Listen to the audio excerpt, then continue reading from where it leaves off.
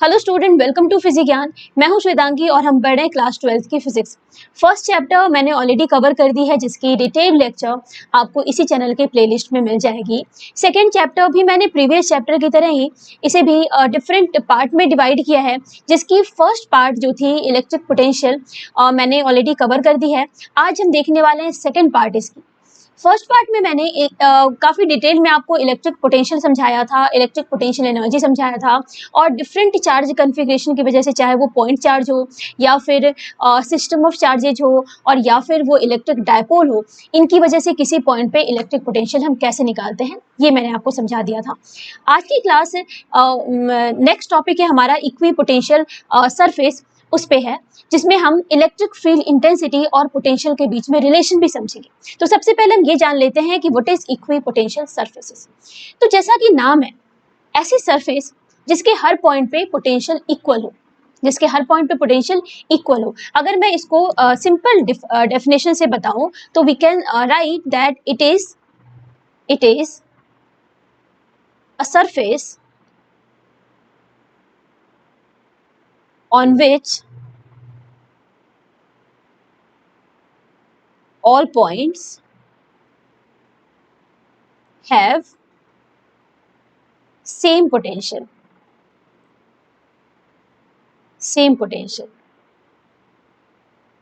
ठीक है, it is a surface on which all points have same potential. एक surface जिसके हर पॉइंट की पोटेंशियल सेम है, इसे हम क्या बोलेंगे? Equi potential surfaces.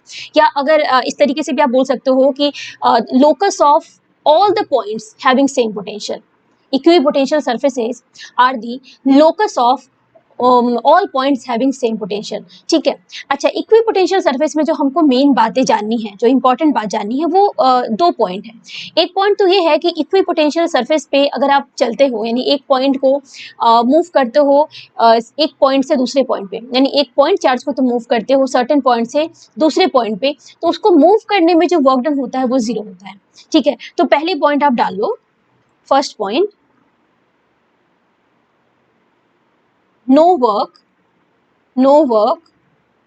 required to move any charge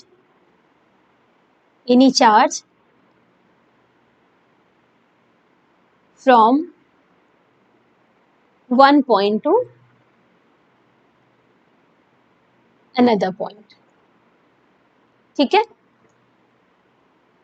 यानी इक्विपोटेंशियल सरफेस पे किसी एक पॉइंट से दूसरे पॉइंट तक अगर किसी चार्ज को तुम मूव कर रहे हो तो उसको मूव करने में कोई काम नहीं करना पड़ता। ठीक है, इसको हम समझ लेते हैं। मान लो मेरे पास एक इक्विपोटेंशियल सरफेस है, ठीक है, और मैंने दो पॉइंट यहाँ बना दिए, एक पॉइंट ए नाम दे दिया, दूसरी पॉइंट बी नाम दे दी। अभी मान लो ए पॉइंट से बी पॉइंट तक मुझे एक चार्ज क्यू लेके जानी है। ठीक है, क्यू चार्ज लेके जानी है ए पॉइंट से बी पॉइंट तक। तो हम लिख सकते हैं work done in moving this charge small q from A to B.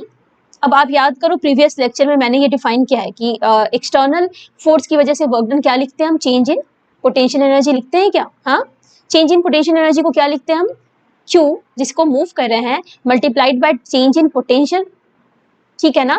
अच्छा, what is change? Basically physics में चेंज का मतलब क्या होता है? फाइनल से इनिशियल को माइनस करना। फाइनल पोजीशन बी है, इनिशियल पोजीशन ए है ना। ठीक है, कोई फर्क नहीं पड़ता, क्योंकि वैसे भी ये जीरो ही होना है। क्यों जीरो होना है? बिकॉज ये इक्वी पोटेंशियल सरफेस है बच्चे।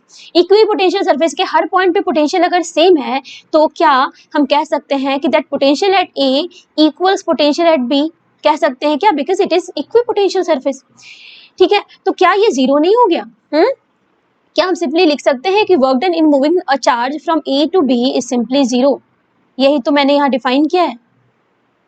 अब ये क्या पॉइंट ए पॉइंट बी कोई सी भी पॉइंट हो सकती है? क्या ये पॉइंट कोई से भी हो सकती है सरफेस पे? यानी किसी भी पॉइंट से, सरफेस के किसी भी पॉइंट से तुम चार्ज को किसी दूसरे पॉइंट पे अगर डिस्प्लेस करते हो तो हमें इस मूवमेंट में जो वर्क डन होता है वो क्या होता है? जीरो होता है। ठीक है, ये पहली पॉइंट हो गई।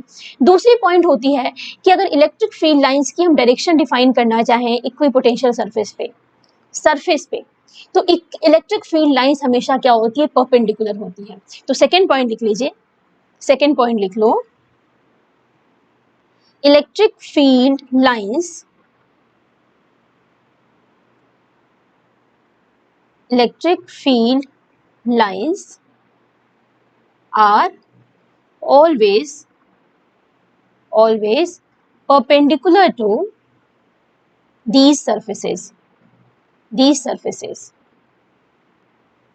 ठीक है, इसे भी डिफाइन कर लेते हैं, इसे भी प्रूव कर लेते हैं क्या कहने का मतलब है। जैसे मान लो अगेन मेरे पास एक सरफेस है, इक्विपोटेंशियल सरफेस है, ठीक है। अगेन तुम एक पॉइंट से, ठीक है, ए पॉइंट से बी पॉइंट तक मूव कर रहे हो, छोटी सी डिस्टेंस है, छोटी सी डिस्प्लेसमेंट है, यहाँ पे डीएल मान लेते हैं भाई, ये डिस्प्लेसमेंट तुम्हारी डीएल है, ठीक है। एक मिनट, ये डिस्प्लेसमेंट मेरी क्या है, डीएल है। यहां से यहां तुम मूव कर रहे हो, इस पॉइंट से इस पॉइंट पे, तो तुम्हें कितना काम करना पड़ रहा है। मान लेते हैं छोटी सी डिस्प्लेसमेंट है, अगर छोटी सी डिस्प्लेसमेंट होती है तो वहां पे डिस्टेंस डिस्प्लेसमेंट सेम होता है, मतलब जिस पाथ से तुम मूव कर रहे हो बेसिकली वो एक स्ट्रेट लाइन हो गया ना। तो वर्क डन क्या लिख सकते हैं, वर्क डन यहाँ पे सिंपली क्या लिखते हैं बच्चे, एफ डॉट डीएल लिखेंगे क्या, F vector dot DL vector लिखेंगे क्या, हाँ लिख सकते हैं ना, बिकॉज छोटी सी डिस्प्लेसमेंट है ना ये, ठीक है। तो इस छोटी सी डिस्प्लेसमेंट के लिए हम फोर्स को कांस्टेंट मान के चल सकते हैं, ठीक है। अच्छा फोर्स ये फोर्स कौन सी है, क्या इलेक्ट्रोस्टैटिक फोर्स नहीं है। अच्छा ये फोर्स जो है, क्या इसको हम ऐसे लिख सकते हैं, E इंटू क्यू। भाई ई वेक्टर क्या है, इलेक्ट्रिक फील्ड है, इलेक्ट्रिक फील्ड और फोर्स के बीच में यही रिलेशन तो होता है, डॉट डीएल वेक्टर, ठीक है ना।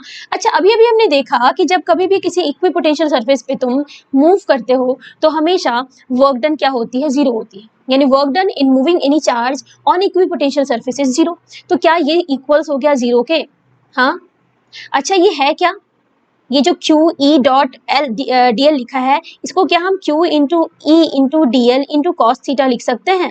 What is cos theta, what is theta, basically theta क्या है, theta is the angle between E vector and D L vector. मान लो ये मेरी यहाँ पे कुछ इस तरीके से इलेक्ट्रिक फील्ड की डायरेक्शन है, this is the direction of electric field यहाँ पे, ठीक है। तो इस सरफेस के हर पॉइंट पे मैं अब बात कर रही हूँ किस पॉइंट की, इस पॉइंट की बात कर रही हूँ, ठीक है, इस पॉइंट की बात कर रही हूँ। छोटी सी डिस्प्लेसमेंट डीएल है, वहां पे जो इलेक्ट्रिक फील्ड है ना, वहां पे जो इलेक्ट्रिक फील्ड है उस डीएल वेक्टर से कितनी एंगल बना रही है, थीटा एंगल बना रही है, इस थीटा की बात कर रही हूँ, समझ आ रही है बात। तो इस थीटा की बात कर रही हूँ यहाँ पे। अगर ये जीरो है बच्चों तो समझो यहाँ पे, अगर ये जीरो है तो ये तो हमें पता है कि क्यू जीरो नहीं है, क्यू नॉन जीरो है, यानी चार्ज को तुम मूव कर रहे हो, एक्चुअल में चार्ज है मेरे पास। अच्छा इलेक्ट्रिक फील्ड भी है, मुझे पता है electric field is also non zero, साथ में तुम मूव कर रहे हो, एक्चुअल में तुम डीएल डिस्टेंस ट्रेवल करते हो उस चार्ज के साथ, तो क्या डीएल भी तुम्हारी नॉन जीरो है ना। लेकिन ये ओवरऑल जो प्रोडक्ट है वो तो जीरो है, इसका मतलब अगर क्यू ई डीएल ये तीनों ही नॉन जीरो है, मतलब हमारे पास क्या बचा, हमारे पास बचा कॉस थीटा, क्या इसे जीरो होना होगा, और ये जीरो कब होगा, जब थीटा की वैल्यू क्या होगी 90 डिग्री या पाई बाई 2, समझ रहे हो। अच्छा थीटा पाई बाई 2 का मतलब क्या हो गया, थीटा पाई बाई 2 का मतलब क्या ये है कि तुम्हारी electric field vector is perpendicular to this d l vector, क्या इसका मतलब ये नहीं है, हाँ बोलो बच्चों, क्या electric field vector perpendicular to d l vector. अब यहाँ पे ये कैसे प्रूव होता है कि electric field lines are always perpendicular to these surface, यहाँ पे तो electric field line d l vector पे परपेंडिकुलर है। मुझे बताओ क्या ये डीएल जो डिस्टेंस डिस्प्लेसमेंट है, क्या इसी सरफेस पे तुम मूव कर रहे हो, इसी सरफेस पे कोई एक रैंडम सा डायरेक्शन होगा, एक रैंडम सी डिस्प्लेसमेंट होगी इसी सरफेस के ऊपर, है ना। तो ये एक जनरल पॉइंट, जनरल डीएल है ना, तो ये डीएल किसी भी डायरेक्शन में हो सकती है। अगर एक इलेक्ट्रिक फील्ड लाइन अगर डीएल पे परपेंडिकुलर है, डीएल इसी सरफेस पे है, तो क्या हम कह सकते हैं कि इलेक्ट्रिक फील्ड लाइन इस सरफेस पे परपेंडिकुलर है। समझो ना, ये डीएल इस सरफेस पे ऐसे भी हो सकती थी, ऐसे भी हो सकती थी, ऐसे भी हो सकती थी, ऐसे भी। मैंने जो डेरिवेशन किया है, मैंने क्या कह रही हूँ कि इलेक्ट्रिक फील्ड लाइन ना इस डीएल पे परपेंडिकुलर है, इसका मतलब ये जो इलेक्ट्रिक फील्ड लाइन है इस सरफेस पे परपेंडिकुलर है, जिस सरफेस पे डीएल लाई कर रहा है, ठीक है ना। तो ये प्रूव हो गया क्या। तो ये दो इंपॉर्टेंट पॉइंट थी यहाँ पे जो हमें जानना था, क्या क्या, एक तो इलेक्ट्रिक फील्ड वर्क डन जो है किसी भी इक्विपोटेंशियल सरफेस पे हमेशा क्या होता है, जीरो होता है। अगर हम इक्विपोटेंशियल सरफेस पे किसी चार्ज को मूव करते हैं तो कितना वर्क डन करना पड़ता है, जीरो। और दूसरी बात की इलेक्ट्रिक फील्ड लाइंस हमेशा इक्विपोटेंशियल सरफेस के परपेंडिकुलर होती है, ठीक है। चलिए नेक्स्ट देखते हैं इक्विपोटेंशियल सरफेसेस कन्फिग्रेशन कैसी होती है, डिफरेंट सोर्स की वजह से जो इक्विपोटेंशियल सरफेसेस होती है कैसी होती है। तो सबसे पहले हम देखते हैं एक पॉइंट चार्ज की वजह से, इन डिफरेंट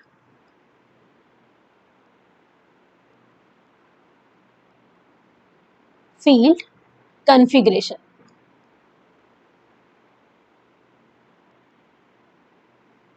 ठीक है, सबसे पहले देख लेते हैं पॉइंट चार्ज की वजह से।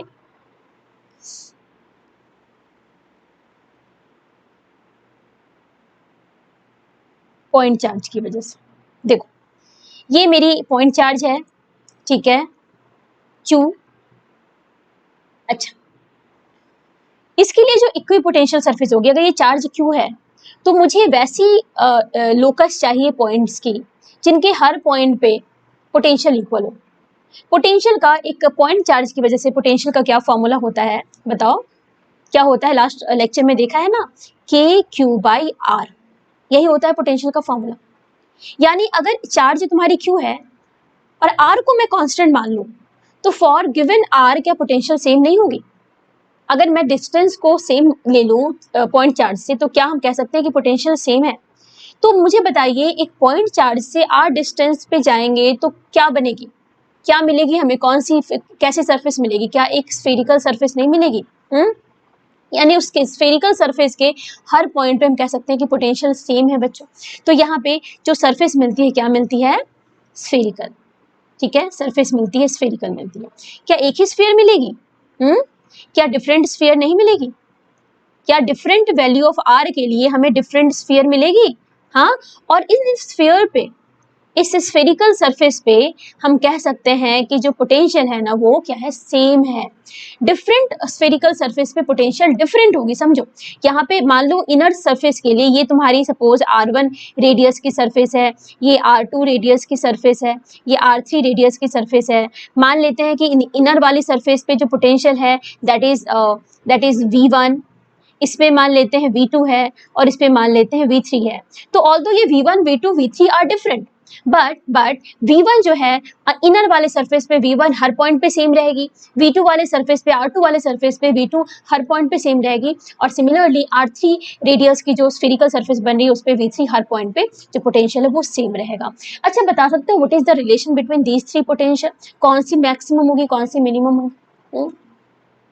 बताओ, क्या यहाँ इस फॉर्मूला से तुम्हें पता लग रहा है? पॉइंट चार्ज की तो बात की है ना हमने लास्ट लेक्चर में, तो क्या हमें दिख रहा है कि रेडियस अगर बढ़ाते जाओगे, डिस्टेंस बढ़ती है तो पोटेंशियल घटती है, और यहाँ पे क्यू क्या है? हमारी पॉजिटिव है, ये मान के चलो क्यू हमारी पॉजिटिव। अच्छा, ये बात मैंने आपको बताया है ना बच्चों की पोटेंशियल या पोटेंशियल एनर्जी का जो भी फॉर्मूला होता है, always keep charges with proper sign, तभी तुमको पता लग पाएगा कि पोटेंशियल पॉजिटिव है, नेगेटिव है, इंक्रीज ज्यादा है, कम है। ठीक है ना, तो साइन का ख्याल रखना। एनीवेज, मैं क्यू को पॉजिटिव मान के चल रही हूँ, तो यहाँ पे मुझे बताओ कि पोटेंशियल किस जगह की ज्यादा होगी? V1 ज्यादा होगा, V3 ज्यादा होगा? V1 ज्यादा होगा ऑफ कोर्स, बिकॉज V1 क्या है? V1 के लिए रेडियस कम है, डिस्टेंस कम है, तो obviously this V1 is greater than V2 and V2 is greater than V3। ठीक है, चलिए। इलेक्ट्रिक फील्ड, अगर मैं इलेक्ट्रिक फील्ड की डायरेक्शन यहाँ बनाऊं तो क्या इलेक्ट्रिक फील्ड लाइंस जो होगी मेरी रेडियली आउटवर्ड होगी? क्या ये मेरी रेडियली आउटवर्ड होगी? है ना? तो ऐसी फील्ड कन्फिग्रेशन के लिए जो इलेक्ट्रिक जो तुम्हारी इक्विपोटेंशियल सरफेसेस बनती है, कैसी बनती है? स्फेरिकल सरफेस बनती है। तो these are spherical surface, spherical surface. ठीक है, तो ये पहली पॉइंट हो गई मेरी। अच्छा, सेकेंड लेते हैं हम लाइन चार्ज की वजह से। लाइन चार्ज की वजह से, जैसे ये मेरी चार्ज है, ये एक लाइन चार्ज डिस्ट्रीब्यूशन है बेसिकली। ठीक है, इनकी वजह से मैं अगर फील्ड बनाऊं, इनकी वजह से अगर फील्ड बनाऊं तो फील्ड कैसी बनती है? हाँ, इस तरीके से, ऐसी, always perpendicular to the this line charge, है ना? ऐसी बनती है। ठीक है, हर पॉइंट पे परपेंडिकुलर होती है।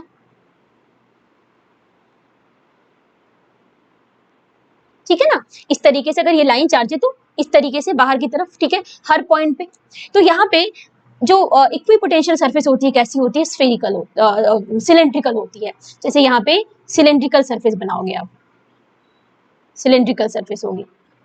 इस सिलेंड्रिकल सरफेस के का जो कर्व्ड पार्ट, कर्व्ड सरफेस है, उस सरफेस के हर पॉइंट पे पोटेंशियल क्या होती है, सेम होती है, ठीक है ना, हर पॉइंट पे पोटेंशियल सेम होगी। ऐसे इनफाइनाइट नंबर ऑफ स्फीयर आप बना सकते हो विथ डिफरेंट रेडियस, ठीक है ना। तो मान लेते हैं ये इनर सरफेस की तुम्हारी पोटेंशियल V1 है, आउटर की V2 है, तो कौन सी ज्यादा होगी बताओ, obviously V1 will be greater than V2, मतलब जो पॉइंट तुम्हारे चार्ज के करीब होता है उसकी पोटेंशियल ऑब्वियसली ज्यादा होगी ना, V1 is greater than V2, ठीक है। तो ये बात हो गई लाइन चार्ज के लिए। नेक्स्ट बात करते हैं हम यूनिफॉर्म इलेक्ट्रिक फील्ड के लिए। Uniform electric field, uniform electric field का मतलब है कि अगर हर पॉइंट पे इलेक्ट्रिक फील्ड क्या है, सेम है। तो आपको याद होगा यूनिफॉर्म इलेक्ट्रिक फील्ड के लिए जो हम फील्ड लाइंस बनाते हैं वो क्या होती है, इक्वी स्पेस्ड होती है ना, इक्वी डिस्टेंट होती है, याद है आपको। हाँ, इलेक्ट्रिक फील्ड लाइंस कैसे बनती है, कुछ इस तरीके से बनती है, ठीक है। तो यहाँ पे जो इक्वी पोटेंशियल सरफेसेस होते हैं कैसे बनते हैं, दीज आर पैरेलल प्लेन्स होते हैं, ठीक है, परपेंडिकुलर, एक तो पैरेलल प्लेन्स बनते हैं और ये क्या होते हैं, एक दूसरे के पैरेलल होते हैं, ठीक है ना, planes parallel to each other, ये होती है equipotential surfaces in case of uniform electric field. अब बात आती है कि यूनिफॉर्म इलेक्ट्रिक फील्ड के लिए जो सोर्स चार्ज होता है वो कैसा होता होगा। यूनिफॉर्म इलेक्ट्रिक फील्ड तभी बन सकती है जब आपके सोर्स चार्ज ना इन्फिनिटी पे रखी है, ठीक है। तो लिख लो व्हेन चार्ज एट या सोर्स चार्ज एट इन्फिनिटी। ये समझ आया क्या कह रही हूं मैं। देखो अगर चार्ज इन्फिनिटी पे रखा है ना, जैसे कि एक एग्जांपल लेती हूँ, जैसे सन का है ना, जैसे सनरेज आ रही है ना तो काफी दूर से आ रही है, काफी दूर से सनरेज आ रही है, तो हम जब सनरेज की पढ़ाई करते हैं, जब सनरेज बनाते हैं ना तो हमेशा पैरेलल लाइंस बनाते हैं। तुम सोचो कि एक चार्ज काफी दूर पे रखा है, बहुत दूर पे रखा है, और इनसे जो तुम्हारी फील्ड निकल रही है कुछ इस तरीके से निकल रही होगी, कुछ इस तरीके से फील्ड लाइंस आ रही होंगी, ठीक है, कुछ इस तरीके से फील्ड लाइंस आ रही होंगी। तो काफी दूर पे जब जाओगे ना, काफी दूर पे जाओगे और छोटी सी एरिया जब कवर करोगे, जब छोटी सी एरिया देखोगे, जब बस यहाँ पे जाओगे, एक सेकेंड, और इनके लिए जब अगर मैं इक्विपोटेंशियल सरफेस बनाऊं तो क्या वो स्फेरिकल बनेगी, क्या इसके लिए, इस पॉइंट चार्ज के लिए इक्विपोटेंशियल सरफेस क्या ऐसी बनेगी, क्या, एक छोटा सा पार्ट समझो ना, पार्ट बना रही हूँ, तो इस छोटे से पार्ट में जब जाओगे आप, यहाँ पे छोटी सी पार्ट लोगे, कुछ ऐसी इक्विपोटेंशियल सरफेस नहीं बनेगी बच्चे, बनेगी ना। These are spherical surfaces basically, मैंने एक छोटा सा पार्ट लिया है बस, ठीक है। तो यहाँ पे इन पार्ट्स को देखो तो क्या ये पैरेलल प्लेन्स लग रही हैं, हाँ, क्या ये प्लेन्स नहीं लग रही है ना। तो यहाँ पे वही बात हो गई, इसका ही मैं एक समझो जूम इन करके मैंने यहाँ पे एक डायग्राम बनाई है जिसमें कि तुम्हारी सोर्स चार्ज इन्फिनिटी पे रखी है और इनकी वजह से जो इलेक्ट्रिक फील्ड बन रही है काफी दूर पे, वो हमें यूनिफॉर्म इलेक्ट्रिक फील्ड की तरह दिख रही है, यानी पैरेलल लाइंस दिख रही हैं, और इनकी वजह से जो इक्विपोटेंशियल सर्फेसेस बनती है कैसी बनती है, प्लेन्स बनती हैं, और ये क्या होती है, पैरेलल होती है एक दूसरे के, ठीक है। चलिए तो लिख लो कहीं पे, these are parallel planes, these are parallel planes। ये क्या होती है, ये होती है cylindrical, these are cylindrical surfaces, ठीक है। अगर मैं यहाँ पे इसे V1 मान लो, इस प्लेन पे पोटेंशियल तुम्हारी V1 है, इस प्लेन की पोटेंशियल V2 है, तो यहाँ पे कौन सी ज्यादा होगी, V1 ज्यादा, V2 ज्यादा। अभी भी मैंने तुम्हें एग्जाम्पल बनाया है ना, यहाँ पे मान लो सोर्स चार्ज यहाँ कहीं रखी है, इस जगह पे रखी है, तो ऑब्वियसली इस पॉइंट की पोटेंशियल क्या होगी, ज्यादा होगी, इस पॉइंट पे पोटेंशियल कम होगी, यानी in the direction of electric field lines, in the direction of electric field lines, ये समझो कि इलेक्ट्रिक फील्ड लाइन जो है हमेशा हायर पोटेंशियल से लोअर पोटेंशियल की तरफ मूव करती है। Can we say that this V1 is greater than V2, ठीक है। अगर इसी बात को मैं प्रीवियस केसेस में अप्लाई करूं तो क्या मुझे दिख रहा है कि यहाँ पे तुम्हारी फील्ड लाइंस है ना, V1 से V2, V2 से V3 पे जा रही है ना, और V1 is greater than V2 is greater than V3, समझ रहे हो। तो हमेशा याद रखना कि electric field lines always direct from higher potential to lower potential, very important point, लिख लो कहीं भी, आगे भी काम आएगा।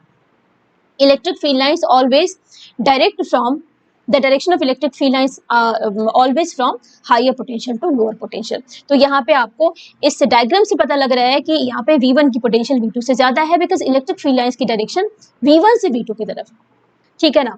यहाँ से भी, इस डायग्राम से भी तुम समझ सकते हो सेम इसको, अगर मान लो इसको मैंने जूम करके यहाँ बताया हुआ है, अगर इसकी पोटेंशियल V1 है, इसकी पोटेंशियल V2 है, तो obviously V1 is greater than V2। आई बात समझ? चलिए next one is relation between electric field intensity and potential.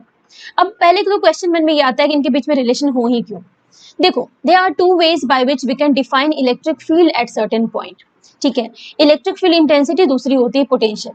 तो अगर इलेक्ट्रिक फील्ड को ये दोनों पैरामीटर डिफाइन कर रहे हैं तो इनके बीच में कोई फिक्स्ड रिलेशन तो होना चाहिए ना। अलग बात है कि एक वेक्टर है, दूसरी स्केलर है, ठीक है। तो चलिए देख लेते हैं, सबसे पहले एक पैरामीटर से दूसरे पैरामीटर को हम निकालना सीखते हैं। सबसे पहले देखते हैं potential from electric field intensity, obviously potential from electric field intensity, यानी एक वेक्टर क्वांटिटी से हम स्केलर क्वांटिटी को निकालना सीख ले पहले, ठीक है। चलिए, अच्छा, लास्ट पार्ट में प्रीवियस लेक्चर में मैंने आपको बताया था कि इलेक्ट्रिक पोटेंशियल डिफरेंस को हम कैसे डिफाइन करते हैं। हमें पता है that change in electric potential is defined as, कैसे डिफाइन करते हैं बच्चे? मान लो हम फर्स्ट पॉइंट से सेकंड पॉइंट पे जा रहे हैं, फर्स्ट पॉइंट की पोजीशन वेक्टर r1 है, सेकंड पॉइंट की पोजीशन वेक्टर r2 है, ठीक है। तो क्या लिख सकते हैं? चेंज इन पोटेंशियल का मतलब क्या हो गया? फाइनल पॉइंट की पोटेंशियल माइनस इनिशियल पॉइंट की पोटेंशियल क्या होती है? Work done by external force in moving the charge from 1 to 2 by q, ऐसे तो डिफाइन करते हैं ना। अच्छा, वर्क डन क्या होती है? बिकॉज हम इलेक्ट्रोस्टैटिक फील्ड में है ना, इलेक्ट्रिक फील्ड में है, और ये फील्ड क्या होती है? पोजीशन की फंक्शन होती है। तो इसका मतलब ये तो वेरी करेगा, वेरिएबल फोर्स की बात हो रही है ना। तो वर्क डन क्या हम लिख सकते हैं? हाँ, F dot D r, obviously there will be a negative sign. Negative sign क्यों होती है ये भी मैंने डिस्कस किया था, बिकॉज डी आर यहाँ पे नेगेटिव है। डी आर क्या है? पोजीशन वेक्टर के ऑपोजिट डायरेक्शन में है, और तुम्हारी ओवरऑल वर्क डन तुम्हारी पॉजिटिव आएगी, है ना, क्योंकि तुम जिस डायरेक्शन में एक्सटर्नल फोर्स लगा रहे हो उसी डायरेक्शन में मूवमेंट भी हो रही है। तो in order to keep this work done positive हम एक नेगेटिव साइन रखते हैं डिवाइडेड बाई चार्ज क्यू, ठीक है। अच्छा, एफ को कैसे? अच्छा, ये इंटीग्रेशन की लिमिट कहाँ से कहाँ? r1 से r2 तक, ठीक है, इनिशियल से फाइनल तक, ठीक है। एफ क्या होती है? इलेक्ट्रोस्टैटिक फोर्स को अगर मैं इलेक्ट्रिक फील्ड में अगर लिखूं तो क्या लिख सकते हैं? Q into E vector dot D R vector by Q भी है ना, नीचे क्यू भी तो है, तो क्यू क्यू हो गया कैंसिल, और इंटीग्रेशन ऑब्वियसली यहाँ पे integration from r1 to r2 with negative sign of course. तो यहाँ पे क्या पहली जो तुम्हारी रिलेशन आती है, क्या आती है? Change in potential that is v2 minus v1 equals क्या हो गए? Negative of E vector dot D R vector, ठीक है, फ्रॉम r1 टू r2। तो ये एक रिलेशन आप समझ सकते हो, ठीक है, क्लियर है? ये एक रिलेशन लिख सकते हो जिसमें अगर इलेक्ट्रिक फील्ड इंटेंसिटी आपको पता है ना, तो आप क्या निकाल सकते हो? पोटेंशियल डिफरेंस निकाल सकते हो, ठीक है। अगर तुम्हें किसी एक पॉइंट पे पोटेंशियल चाहिए, अगर तुम्हें किसी एक पॉइंट पे पोटेंशियल चाहिए, तो potential at certain point P suppose क्या लिख सकते हो इसके लिए? R1 को तुम इन्फिनिटी ले लो, ठीक है, लिख लो negative of integration from infinity to that point P। अब P मैं ऐसे डिनोट कर रही हूँ P, अब यहाँ पे तुम पोजीशन वेक्टर लिखोगे P की, ठीक है ना, E vector dot D R vector, ये हो गई तुम्हारी potential at certain point P, ठीक है। अगर मैं इसी फॉर्मूले को, अगर मैं चेंज इन पोटेंशियल को अगर मैं ऐसे लिखूं that small change in potential की इंटीग्रेशन, समझ रहे हो? अगर मैं यहीं पे इसको लिख सकती हूँ ऐसे ना, dv की integration from r1 to r2, वही r2 पॉइंट पे जो तुम्हारी पोटेंशियल है दैट इज v2, और r1 पॉइंट पे जो पोटेंशियल है क्या है? v1 है भाई, यही तो तुम्हारी v2 माइनस v1 है, नहीं है क्या? And it is equal to this. तो यहाँ से इस जगह से, इस इक्वेशन से क्या हम लिख सकते हैं? नेक्स्ट रिलेशन हमारा that this dv equals negative of e dot D R, ठीक है। एक रिलेशन ये भी तो हो गया, ठीक है ना। तो जिस जगह पे जो यूज आएगा हम वो यूज करेंगे, ठीक है ना। तो इन सारी चीजों को ध्यान में रखना। तो this was the potential from electric field intensity. इसी पे बेस्ड एक क्वेश्चन देखते हैं। सी, इस क्वेश्चन में इलेक्ट्रिक फील्ड वेक्टर दे रखा है, ठीक है। ऑब्वियसली एक वेक्टर क्वांटिटी है 2i cap plus 3j cap plus 4k cap Newton पर कूलम। 2 पॉइंट की पोजीशन वेक्टर गिवन है और 1 पॉइंट की पोटेंशियल दे रखी है। बेसिकली हमें दूसरे पॉइंट की पोटेंशियल निकालनी है। क्वेश्चन है फाइंड V2 इन इलेक्ट्रिक फील्ड, ठीक है, where R1 is so and so, R2 is so and so and V1 is 4 volt.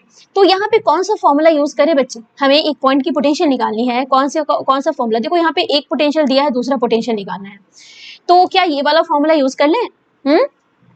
C, change in potential यानी पोटेंशियल डिफरेंस इक्वल्स क्या होता है? Negative of E vector dot dr vector and the limit will go from R1 to R2, ठीक है ना।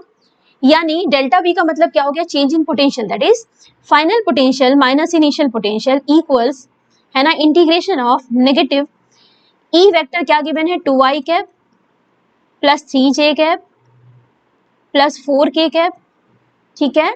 It is dotted with what? dr vector. dr vector का मतलब क्या ये पोजीशन वेक्टर की डिफरेंशियल फॉर्म है, चेंज इन पोजीशन वेक्टर है। अरे पोजीशन वेक्टर को तुम क्या लिखते हो जनरली? r वेक्टर इक्वल्स क्या लिखते हो? xi cap plus yj cap plus zk cap लिखते हो क्या? इसी की तो डिफरेंशियल फॉर्म है। तो क्या हम इसे लिख देंगे dxi cap plus dyj cap plus dzk cap लिख सकते हैं क्या? हाँ, ठीक है ना। अच्छा, डॉट है ना यहाँ पे। सी, डॉट क्यों हुआ है? बेसिकली आप देखो तो आपको करना क्या है ना, एक वेक्टर क्वांटिटी से स्केलर क्वांटिटी डिराइव करना है। इलेक्ट्रिक फील्ड इंटेंसिटी जो एक वेक्टर क्वांटिटी है, उससे हमें इलेक्ट्रिक पोटेंशियल डिराइव करना है जो एक स्केलर क्वांटिटी है। डॉट प्रोडक्ट क्या होता है? एक स्केलर प्रोडक्ट होता है। मतलब इससे जो प्रोडक्ट मिलता है हमें वो क्या होती है? एक स्केलर क्वांटिटी होती है। ऑब्वियसली हमें क्या मिलेगी? इससे पोटेंशियल डिफरेंस मिलेगी। Dot I vector I cap dot I cap क्या होता है बच्चों? ये जानते हो ना, 1 होता है।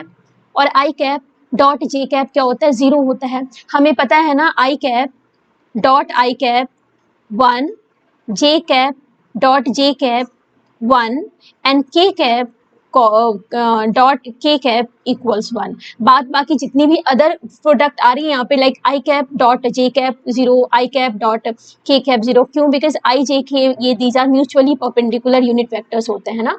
तो डॉट का मतलब cos theta cos pi by 2 0 cos 0 1। I cap के बीच में एंगल 0 डिग्री का होता है, कॉस 0 1 होगा। जे कैप के बीच में एंगल 0 डिग्री, कॉस 0 1। बाकी कॉस 90 जहां जहां आ रहा है वहां हमारी 0। अगर वेक्टर पढ़ा है तो तुम समझ रहे हो मैं क्या कह रही हूँ। तो हमको बस आई को आई के साथ मल्टीप्लाई करते चलना है। फर्दर क्या लिख सकते हैं? हाँ, 2 dx, ठीक है ना, प्लस 3 dy प्लस 4 dz, ठीक है। एक नेगेटिव साइन भी है। लिमिट कहां से कहां रखें? R1 से R2। R1 वेक्टर रखने का कोई मतलब है क्या? सी, इंटीग्रेशन तो तुम्हारी जो इंटीग्रेशन के बाद जो क्वांटिटी आ रही है वो तो एक स्केलर क्वांटिटी है। तो R1 में जो पोजीशन वेक्टर है, क्या उसको हम कोऑर्डिनेट्स में चेंज कर दें? सी, इसे कोऑर्डिनेट्स में बदलने का क्या तरीका है?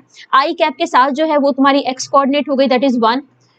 y कोऑर्डिनेट क्या हो गई? -2 और z कोऑर्डिनेट क्या हो गई? 1। तो ये हमारी कोऑर्डिनेट हो गई फर्स्ट पॉइंट की। सेकंड पॉइंट की कोऑर्डिनेट क्या हो जाएगी? 2, 1, -2। समझ रहे हो? तो यहाँ पे हमें क्या करना है, x की कोऑर्डिनेट कहाँ से कहाँ बदल रही है? x तुम्हारी कहाँ से कहाँ चेंज हो रही है? 1 से 2 तक। y कहाँ से कहाँ चेंज हो रही है? -2 से 1। और z 1 से -2, 1 से -2। समझ रहे हो? ये R1 की कोऑर्डिनेट्स है 1, -2, 1। और ये R2 की कोऑर्डिनेट्स है 2, 1, -2। सही लिखा है ना? सही है ना? ठीक है, ठीक। चलिए, तो यहाँ पे जब इंटीग्रेट कीजिएगा आप, तो इंटीग्रेशन के बाद आपको मिलता है 2x plus 3y plus 4z, है ना। और इसकी लिमिट जो है इंटीग्रेशन की विथ नेगेटिव साइन, ऑब्वियसली कहाँ से कहाँ? 1, -2, 1 और 2, 1, -2, ठीक है। यानी x को हमें x की लिमिट कहाँ से कहाँ? 1 से 2, y की लिमिट -2 से 1 और z की लिमिट 1 से -2। चलिए, इक्वल्स क्या हो जाएगा? नेगेटिव है साथ में।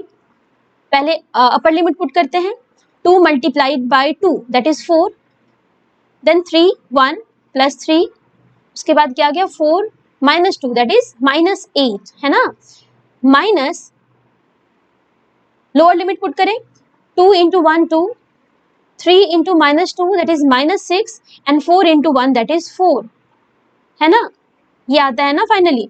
तो इस क्या आ रहा है ये 4 3 8 ना, तो 7 माइनस 8 दैट इज क्या आता है minus 1 and minus 2 minus 6 plus 2 plus 4 6 आ गया एंड माइनस 6 0 आ गया, ठीक है ना, सही कर रही हूँ ना, और पहले से एक माइनस है मेरे पास ना, तो ये क्या आ जाता है +1, सही है। हाँ अच्छा, LHS में क्या है V2 माइनस V1, LHS में क्या है V2 तो हमें निकालना ही है ना, और V1 क्या गिवन है, V1 गिवन है 4 वोल्ट, तो यहाँ से मेरी जो V2 आ रही है कितनी आ रही है 1 + 4 दैट इज 5 वोल्ट, समझ आई बात। तो V2 potential at V2 basically 5 volt आ रहा है। तो इस तरीके से आपके पास अगर रिलेशन है पहले से तो आप ऐसे क्वेश्चंस कर सकते हो, ठीक है। चलो ये तो बात हो गई तुम्हारी V फ्रॉम E, यहाँ पे मेरी जो इलेक्ट्रिक फील्ड है उसको मैंने वेरिएबल मान के रखा है, तभी इंटीग्रेशन का यूज कर रहे हैं। अच्छा, अगर मेरे पास इलेक्ट्रिक फील्ड यूनिफॉर्म हो, अगर यूनिफॉर्म इलेक्ट्रिक फील्ड हो यानी इलेक्ट्रिक फील्ड कांस्टेंट हो, तो वहाँ पे इंटीग्रेशन का यूज हमें करने की जरूरत क्यों नहीं है, क्योंकि इलेक्ट्रिक फील्ड को आप आराम से इंटीग्रेशन के बाहर ले सकते हो, है ना। इंटीग्रेशन के बाहर ले लिया तो सिंपल एक प्रोडक्ट आ गया, electric field vector dot change in position vector, है ना। तो वहां पे आपकी इंटीग्रेशन की जगह पे हम सिंपली प्रोडक्ट का यूज कर सकते हैं। तो चलो एक स्पेशल केस लेते हैं, इस पे क्वेश्चंस आते हैं बच्चों, इसलिए मैं बता रही हूँ कि जिसमें इलेक्ट्रिक फील्ड तुम्हारी क्या होती है, यूनिफॉर्म होती है। लिख low potential in uniform electric field, ठीक है। चलिए, जैसे अभी अभी हमने देखा कि जो चेंज इन पोटेंशियल है ना, it is equal to negative of E dot dr vector, है ना, and the limit will go from R1 to R2, ठीक है। तो अगर इलेक्ट्रिक फील्ड इंटेंसिटी यूनिफॉर्म है, कांस्टेंट है, तो क्या इसे हम इंटीग्रेशन के बाहर लिख सकते हैं क्या, हाँ। और dr वेक्टर पे इंटीग्रेशन जाएगा तो R2 minus R1 simply change in position vector, तो क्या इसको हम सिंपली लिख सकते हैं delta V equals negative of E vector dot delta R vector, लिख सकते हैं क्या। तो ये हो गई मेरा, ये सिंपल सा फॉर्मूला होता है अगर इलेक्ट्रिक फील्ड मेरी यूनिफॉर्म है, तो इधर you can use this formula, और एक शॉर्टकट हम यूज कर सकते हैं। जैसे what is the meaning of this, E dot delta R का मतलब क्या है। जैसे मान लो मेरे पास इलेक्ट्रिक फील्ड यूनिफॉर्म, यहाँ पे मैंने कुछ इस तरीके से बना दिया, है ना, और मैं इस पॉइंट से इस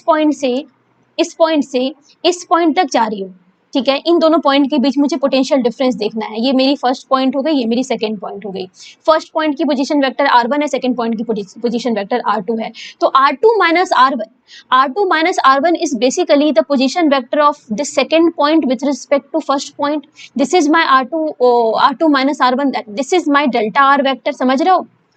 हाँ, the position vector of second point with respect to first point is what, R2 minus R1 vector, and this is nothing but delta R vector, है या नहीं। तो ये हो गई, ठीक है। अच्छा, इलेक्ट्रिक फील्ड की डायरेक्शन ये है, तो क्या the angle between electric field and this delta R vector if it is theta, तो क्या हम लिख सकते हैं that change in potential equals minus E delta R cos theta, लिख सकते हैं क्या। If theta is the angle between this delta R vector and electric field vector. अच्छा, इस डेल्टा को अगर एक साथ ले लो और यहाँ पे मैं एक इमेजिनरी ट्रायंगल बना दूं इस तरीके से, और अगर इस डिस्टेंस को मैं नाम दे दूं D का, इस डिस्टेंस को मैं नाम दे दूं D का, ठीक है, ये D है मेरी, तो क्या delta R cos theta simply इसकी प्रोजेक्शन नहीं हो गई, projection along electric field lines. क्या हम कह सकते हैं D is the projection of delta R along electric field lines. तो क्या इसकी जगह पे हम इसे रिप्लेस करके सिंपली लिख सकते हैं that change in electric potential, that is electric potential difference equals simply negative of E D simply. क्या मेरा फॉर्मूला बिल्कुल सिंपल सा हो गया। इनफैक्ट तुमको यहाँ पे नेगेटिव पॉजिटिव भी याद करने की जरूरत नहीं है, तुम्हें बस इतना याद रखना है कि अगर मुझे इलेक्ट्रिक फील्ड में किसी दो पॉइंट के बीच की पोटेंशियल डिफरेंस जाननी है और वो वहाँ पे इलेक्ट्रिक फील्ड अगर यूनिफॉर्म है, तो इन यूनिफॉर्म इलेक्ट्रिक फील्ड अगर दो पॉइंट के बीच की पोटेंशियल डिफरेंस जाननी है ना, तो it is simply equal to the product of electric field intensity and the projection of that displacement along electric field lines. ठीक है, D is what, D is the projection of that displacement delta R along electric field lines. इस बात का ख्याल रखना। बस इतना काफी नहीं है, आपको इस बात का भी ये बात भी आपको याद रखनी होगी कि electric field lines always flows from electric field lines always direct from higher potential to lower potential. ठीक है, हमेशा मैं अगर तुमसे पूछूं कि इस जगह पे फर्स्ट पॉइंट की पोटेंशियल ज्यादा या सेकंड पॉइंट की, तो मुझे बताओ while moving in the direction of electric field कौन सी पॉइंट पहले आ रही है, कौन सी पॉइंट, क्या वन पॉइंट पहले आ रही है, टू पॉइंट बाद में आ रही है ना, फर्स्ट पॉइंट पहले सेकंड पॉइंट बाद में आ रही है, तो फर्स्ट पॉइंट की पोटेंशियल ज्यादा होगी सेकंड पॉइंट की पोटेंशियल। तो इस पर्टिकुलर एग्जांपल में we can say that potential at one is higher than potential at two. ठीक है, तो अगर इन बात का ख्याल रहेगा हमें, तो delta we at least potential difference हम बता सकेंगे। ठीक है ना, ये देख के कि पॉजिटिव है नेगेटिव है, भाई हम हायर से लोअर को माइनस करें या लोअर से हायर को माइनस करें, just by seeing the direction of electric field lines और पॉइंट को कंपेयर करके। समझ रहे हो, इन दो बात का हमें ख्याल रखना है। क्या एक क्वेश्चन ले ले जल्दी से। सपोज इलेक्ट्रिक फील्ड लाइंस है, ठीक है, इलेक्ट्रिक फील्ड लाइंस है और इलेक्ट्रिक फील्ड इंटेंसिटी इनकी है 10 न्यूटन पर कूलम। ऑब्वियसली एक यूनिफॉर्म इलेक्ट्रिक फील्ड है। अच्छा, मैंने एक इक्विलैटरल ट्रायंगल लिया है जिनकी साइड्स है 2 मीटर, जिनकी साइड्स कितनी है 2 मीटर की, 2 मीटर की साइड है और ये 60 डिग्री है। ठीक है ना, 60 डिग्री कुछ इस तरीके से सिमेट्रिकली रखी है। ठीक है ना, इसकी बेस क्या है, तुम्हारी इलेक्ट्रिक फील्ड लाइंस के पैरेलल है। ठीक है, ये हो गई तुम्हारी A B C। अच्छा, अगर मैं तुमसे पूछूं फाइंड पहली, तो difference between VA and VB, मतलब change in potential electric potential difference between point A and point B। दूसरा ले लो VC माइनस VB। थर्ड ले लीजिए, अच्छा एक मैं D पॉइंट यहाँ रख देती हूँ, ये D पॉइंट है मेरा। ठीक है, थर्ड ले लीजिए VC माइनस VA। फोर्थ ले लो VB माइनस VD। ठीक है, ये कर लो, ये सॉल्व कर लो। चलो देख लो potential difference between A and B point. अभी हमने देखा कि यूनिफॉर्म इलेक्ट्रिक फील्ड हो तो हम सिंपली ना ये वाला फॉर्मूला बिना सोचे तुम यूज कर सकते हो। ये फॉर्मूला इस change in potential simply equal to product of electric field intensity and the projection of displacement along the electric field lines.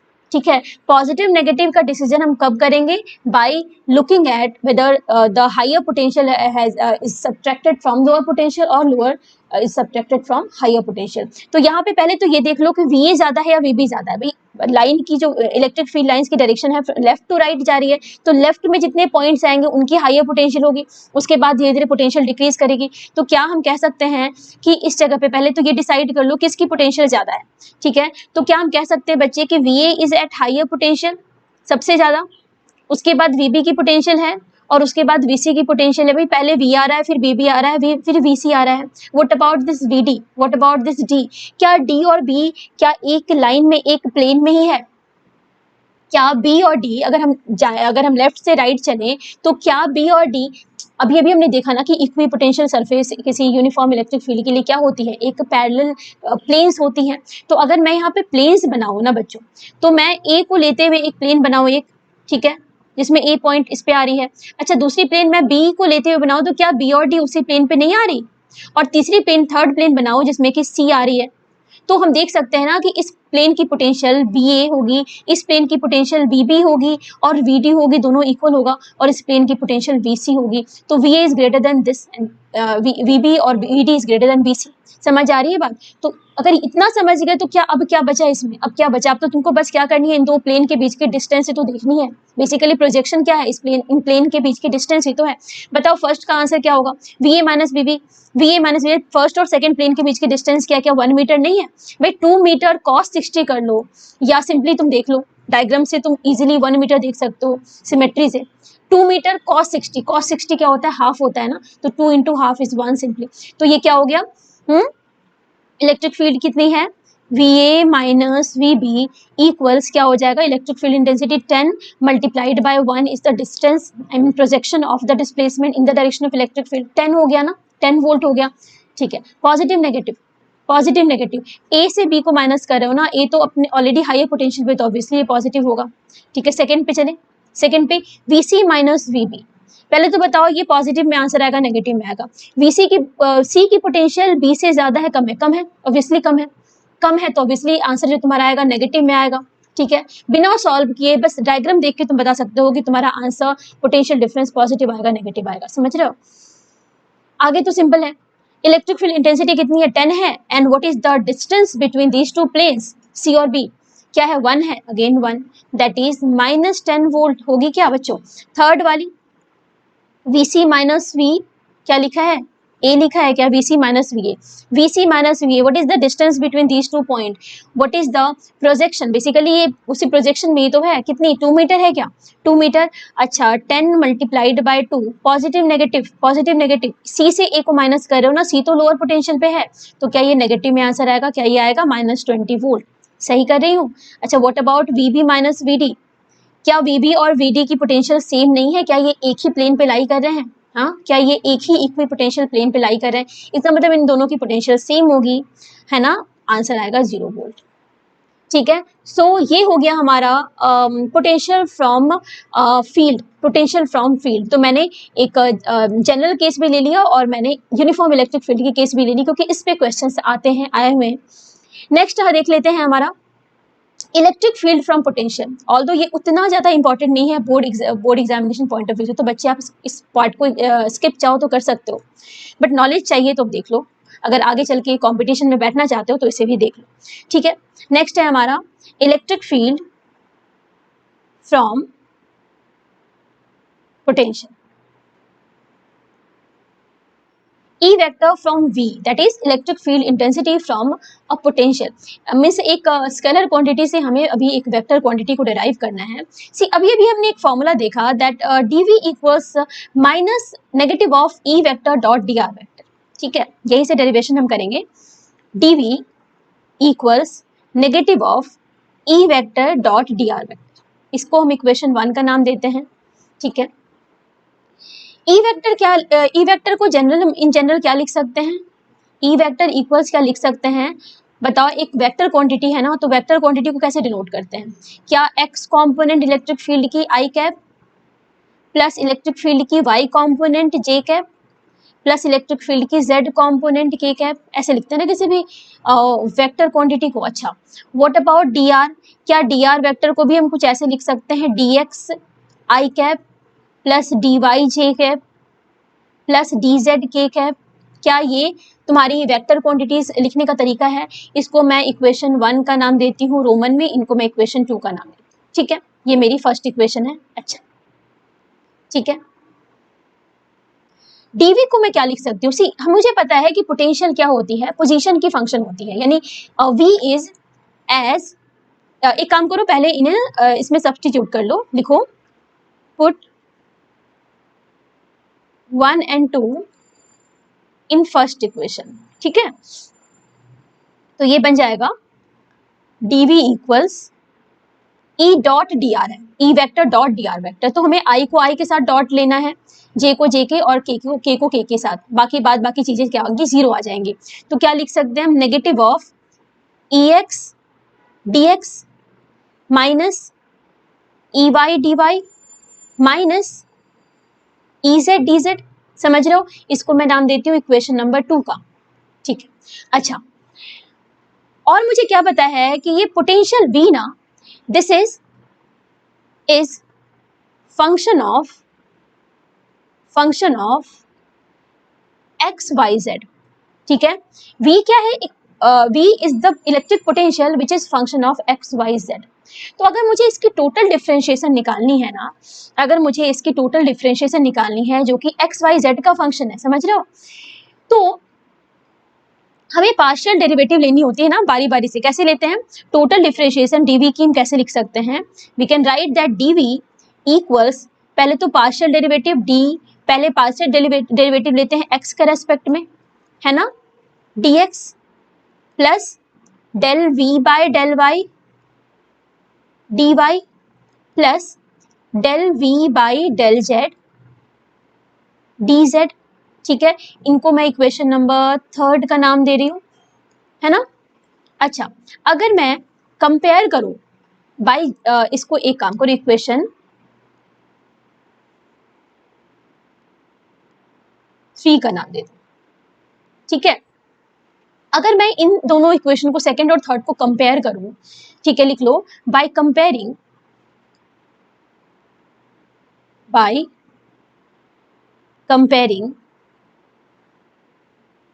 Equation 2 and 3, ठीक है, LHS दोनों की सेम है, RHS को कंपेयर करो तो dx का जो टर्म है, dx की जो कंपोनेंट है, dx की जो मल्टीप्लाइंग फैक्टर है, लाइक ex इक्वल्स क्या हो जाएगी, minus of dv by dx लिख सकते हैं, del v by del x लिख सकते हैं क्या? क्या हम लिख सकते हैं बच्चे दैट ex इक्वल्स, हाँ, minus of del v by del x, y equals minus of del v by del z and ez equals minus of del v by del z। ये del y हो जाएगा, sorry,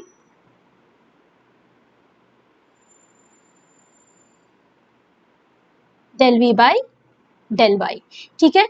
तो ये हो गया तुम्हारी, ये आ गई तुम्हारी सारी कंपोनेंट इलेक्ट्रिक फील्ड की, कंपोनेंट एक्स डायरेक्शन में, वाई डायरेक्शन में और जेड डायरेक्शन में। अगर ये कंपोनेंट आ गई तो फाइनली तुम इलेक्ट्रिक फील्ड को लिख सकते हो इस तरीके से, तुम इलेक्ट्रिक फील्ड को लिख सकते हो by substituting E X E Y और ई जेड फाइनली। तो पहले E X E Y E Z को सेपरेटली निकालो, v की पार्शियल डेरिवेटिव लेके x के रेस्पेक्ट में, y के रेस्पेक्ट में, z के रेस्पेक्ट में रेस्पेक्टिवली, और जो ये डेरिवेटिव जो आएंगे ना वो होंगी x component of electric field in x direction, component of electric field in y direction and z component. इसको फाइनली क्या करेंगे हम, इलेक्ट्रिक फील्ड वेक्टर में लिख देंगे। तो इस तरीके से हमने क्या किया, एक स्केलर क्वांटिटी से पहले उसकी पार्शियल डेरिवेटिव लेके हमने क्या किया, इस एक वेक्टर क्वांटिटी की हमने डिफरेंट डायरेक्शन में कंपोनेंट ले ली, फिर बाद में उसको इकट्ठा लिख दिया वेक्टर फॉर्म में। तो मैं इस पे क्वेश्चन ले लेती हूँ, तब ज़्यादा समझ में आपको चीज़ें आएंगी। सी, ये क्वेश्चन है जिसमें मुझे इलेक्ट्रिक फील्ड बताना है और यहाँ पे पोटेंशियल दे रखी है, ठीक है, पोटेंशियल दे रखी है। तो अभी हमने क्या देखा कि हम क्या कर सकते हैं, एटलीस्ट इस पोटेंशियल से ना इलेक्ट्रिक फील्ड की एक्स वाई जेड कॉम्पोनेंट ले सकते हो। तो पहले ई एक्स कॉम्पोनेंट लेने के लिए हमें क्या करना होगा, इसकी पार्शियल डेरिवेटिव लेनी होगी एक्स के रेस्पेक्ट में। भाई ई एक्स क्या होती है, negative of del V by del X. अच्छा, पार्शियल डेरिवेटिव का मतलब होता है बच्चों कि जब जिसके रेस्पेक्ट में तुम डेरिवेटिव ले रहे हो, एक्स के रेस्पेक्ट में ले रहे हो, तो बाकी वेरिएबल्स को लाइक वाई जेड को कांस्टेंट मानो, ठीक है, वाई जेड को कांस्टेंट मान के काम करो। तो एक्स के रेस्पेक्ट में जब इसको डेरिवेटिव लोगे, डिफरेंशिएट करोगे, तो obviously Y is constant, Z is constant, तो ये वैल्यू तो जीरो हो गई ना, डिफरेंशिएशन लोगे तो पहली टर्म की डिफरेंशिएशन क्या आ जाएगी, -2 × 2x, एक्स स्क्वायर की डिफरेंशिएशन 2x हो गई, पहले से 2 है तो क्या 4x हो गया, ये -4x, समझ आ रही है। ई वाई क्या हो जाएगी, ई वाई हो जाएगी negative of del V by del Z, del Y sorry, ये क्या हो जाएगी, y के रेस्पेक्ट में इसको डिफरेंशिएट कीजिए। तो y के रेस्पेक्ट में डिफरेंशिएट करोगे तो x को कांस्टेंट मानोगे, z को कांस्टेंट मानोगे, तो ये टर्म तो डिफरेंशिएशन के बाद जीरो होगा ही, लाइक तुम 0 प्लस लिख सकते हो। 3y की डिफरेंशिएशन क्या हो जाएगी, y के रेस्पेक्ट में 3 होगी सिंपली, और z की डिफरेंशिएशन 0 हो गई, तो क्या ये 3 हो गया। अच्छा, व्हाट अबाउट ez, साथ में एक नेगेटिव साइन भी है बच्चे, -3 है। What about EZ, minus of del V by del Z, है ना, इक्वल्स Z के रेस्पेक्ट में डिफरेंशिएट करेंगे तो बाकी की एक्स वाई तुम्हारी कांस्टेंट हो जाएगी, तो इनकी डिफरेंशिएशन ऑब्वियसली 0 हो जाएंगे, 0 + 0 प्लस z की डिफरेंशिएशन क्या हो गई 1 हो गई है ना, तो हमारे पास आंसर आता है -1। तो अगर मैं इसे सजा के लिख लूँ इलेक्ट्रिक फील्ड वेक्टर में तो क्या लिख सकते हैं हम, Ex I cap that is -4x I cap -3j cap and -1k cap. ठीक है, तो ये मेरी आ गई इलेक्ट्रिक फील्ड वेक्टर। ठीक है, डेरिवेशन जो मैंने कराया है ये तुम्हें समझ गया तो अच्छी बात है, नहीं भी समझ में आ रहा है तो बच्चों कम से कम ये जो फाइनल जो रिजल्ट है ना इसको तुम्हें याद रखना है, इसे याद रखना है। अगर ये रिजल्ट तुम्हें याद है तो तुम आराम से, क्वेश्चन काफ़ी ईजी होते हैं। ठीक है, काफ़ी ईजी, बस फॉर्मूला बेस्ड क्वेश्चन होता है ऐसा। और अगर किसी पॉइंट पे तुम्हें इलेक्ट्रिक फील्ड निकालनी हो तो just put that point X Y Z की वैल्यू पुट कर दो। मान लो मैं तुमसे बोलूँ कि find the electric field at 1, 2, -1। मान लो मैंने तुमसे पूछा कि what is the electric field vector at this point, तो सिंपली पुट दिस पॉइंट, ये एक्स वाई जेड की वैल्यू यहाँ पुट कर दो। तो यहाँ पे इलेक्ट्रिक फील्ड वेक्टर क्या हो जाएगी, एक्स की जगह पे 1 पुट कर दिया, -4i कैप। अब वाई जेड है ही नहीं यहाँ पे तो कुछ रखने की जरूरत है नहीं, है ना। ये आ गया तुम्हारा आंसर। ठीक है, तो this was all about this lecture. I hope कि तुम्हें चीज़ें समझ आ रही होंगी। अगर समझ में नहीं आई तो you can freely ask me anything about this topic. Physics में तुम कुछ भी, कोई डाउट आती है तुम मुझसे पूछ सकते हो। ठीक है, तो चलो आज की क्लास के लिए इतना ही, मिलते हैं अगली क्लास में अगले टॉपिक के साथ। तब तक खुश रहो बच्चों, हंसते रहो और पढ़ते रहो। Thank you.